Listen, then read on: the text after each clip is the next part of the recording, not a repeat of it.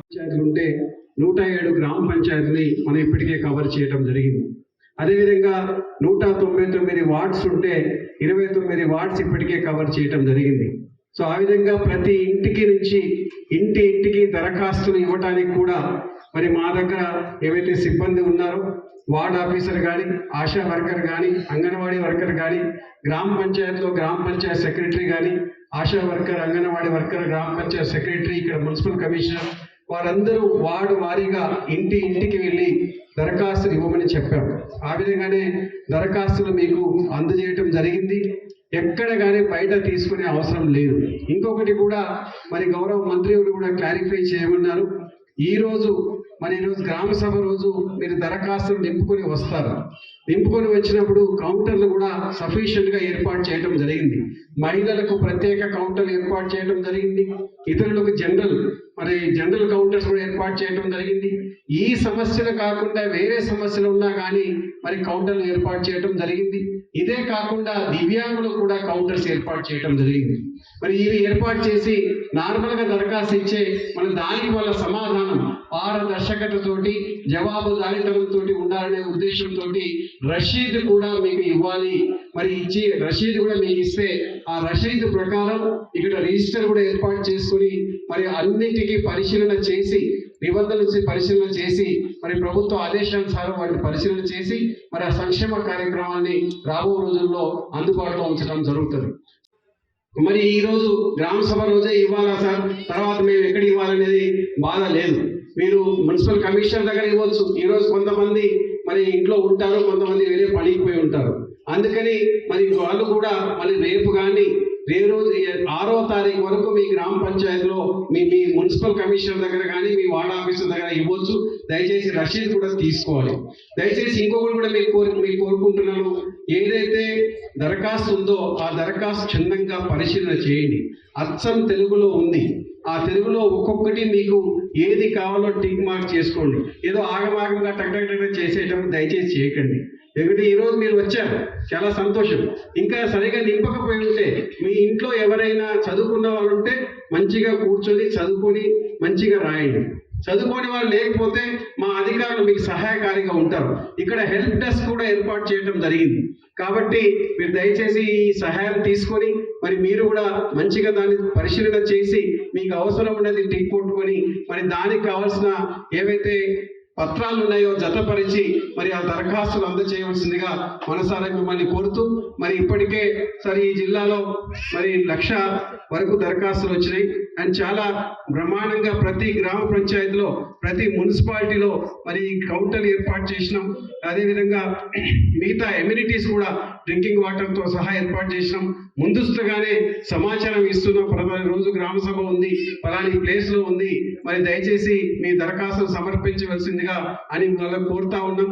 కాబట్టి ఎక్కడ కానీ ప్రశాంతంగా మరి రోజు కార్యక్రమం మీ ఆధ్వర్యంలో జిల్లాలో విజయవంతంగా నడుస్తుందని చెప్తూ మరి ఇంకా 6వ తారీఖు ఉంది కాబట్టి 6వ తారీఖు వరకు కూడా మీ కార్యక్రమం మీ ఆధ్వర్యంలో నడిపిస్తాం అని మంచిగా నడిపిస్తామని కోరుతూ ఈరోజు తెల్లాపూర్లో 5వ వార్డులో విచ్చేసిన ప్రజలందరికీ నా యొక్క ధన్యవాదాలు తెలుపుతూ ఈ అవకాశం ఇచ్చిన మంత్రివర్యులకి నా యొక్క ధన్యవాదాలు తెలుపుతూ సెలవు తీసుకుంటాను. నమస్కారం.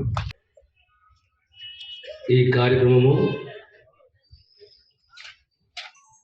ప్రత్యేకంగా ప్రభుత్వం ప్రజల దగ్గరికి రావాలి. ప్రభుత్వము పార్టీ ఇచ్చిన వాగ్దానాలు, ఆ వాగ్దానాలు సంక్షేమ రూపంలో మీకు అందించాలి.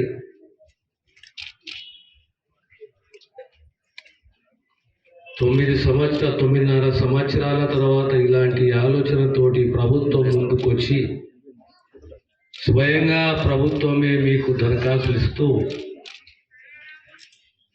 ఈ సంక్షేమ పథకాలు ఇవి ఉన్నాయి, 6 గ్యారెంటీలు ఉన్నాయి, ఈ 6 గ్యారెంటీలకు సంబంధించి మీ అవసరాలు ఏమున్నాయో అవసరాలకు సంబంధించి టిక్కు పెట్టండి, దరఖాస్తు కౌంటర్లో ఇవ్వండి.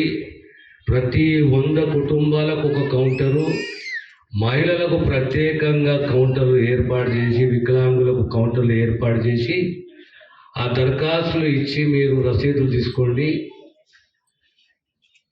రాబోయే కాలంలో ఈ ప్రభుత్వం మీకు ఈ దరఖాస్తులో ఉన్న సంక్షేమాన్ని మీకు అందిస్తుంది. ఈ ప్రభుత్వం ఏర్పడ్డ తర్వాత మొట్టమొదట ఆరోగ్యశ్రీ, ఆ తర్వాత మహిళలకు సంబంధించి ఆర్టీసీ బస్సులో ఉచిత ప్రయాణం అనేది మాటిచ్చి నిలబెట్టుకున్నాము. ఈరోజు తెలంగాణ మహిళలు ఆర్టీసీ బస్సులలో ఉచితంగా ప్రయాణిస్తున్నారు. ఆరోగ్యం అనేది ప్రభుత్వ బాధ్యత. ఆ ప్రభుత్వ బాధ్యతను ఆరోగ్యశ్రీ రూపంలో 5 లక్షలు కాదు 10 లక్షల వరకు వెచ్చించి పేదవాని ఆరోగ్యాన్ని కాపాడుకోవాలనే తపన ఈ ప్రభుత్వానికి ఉన్నది.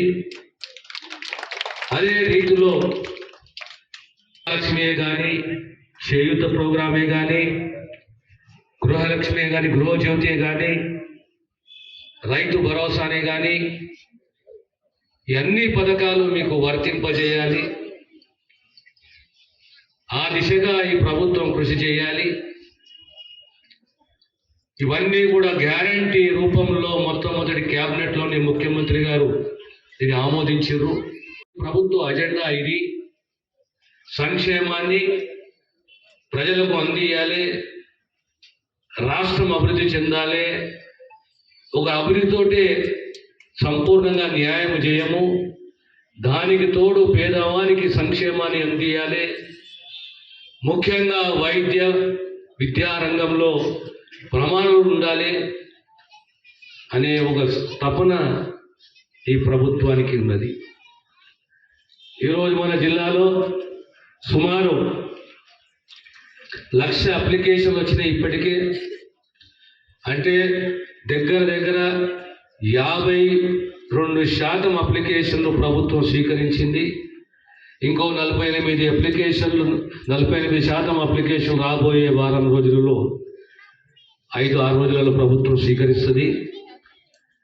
ఈరోజు ప్రతి గ్రామంలో ఈ కార్యక్రమాన్ని నిర్వహిస్తున్నాము.